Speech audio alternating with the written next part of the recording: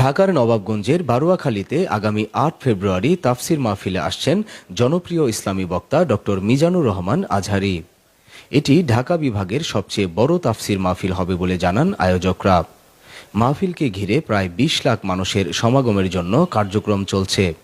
এছাড়া ওই দিন তাফসির শুনতে আসা নারীদের অবস্থানের জন্য ৫টি মাঠ প্রস্তুতের কাজ চলছে। সব মাঠেই থাকবে মাল্টিমিডিয়া প্রজেক্টরে দেখার ব্যবস্থা। জোহর নামাজ শেষে তাফসির শুরু করবেন মিজানুর রহমান আজহারী। মাহফিলকে ঘিরে বিপুল সংখ্যক পুলিশ, র্যাব ও সেনাবাহিনী সহ আয়োজকদের স্বেচ্ছাসেবক দল মোতায়েন থাকবে বলে জানান আয়োজক কমিটি।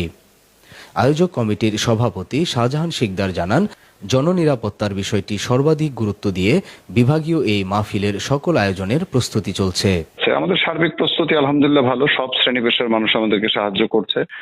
আমাদের প্রিপারেশন হচ্ছে যে ওইখানে ধরেন সরাসরি ১৫ থেকে ২০ লাখ লোক জায়গা হবে আমাদের মাহফিল ময়দান যেটা। আর আমরা ৫টা ভিন্ন ভিন্ন গ্রামে 5টা মহিলা প্যানেল করছি, যেখানে হয়তো আরো ৪ থেকে ৫ লাখ লোক মহিলা বসে মাহফিল দেখতে পারবেন। যেমন ধরেন দড়িকান্দির খেলার মাঠ, তারপরে ব্রাহ্মণ খালির খেলার মাঠ, করপাড়ার খেলার মাঠ, তারপরে কঠুরির খেলার মাঠ এবং আমাদের যে বারোয়াখালী স্কুল ময়দান যেটা স্কুলের আঙিনার ভেতরে, এই জায়গাগুলোতে আমরা মহিলা প্যান্ডেল করে দেবো, মহিলারা যেন দেখতে পারেন।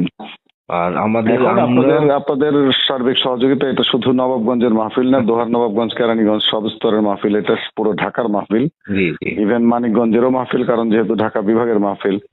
আপনাদের সবার সক্রিয় সহযোগিতা চাইছি।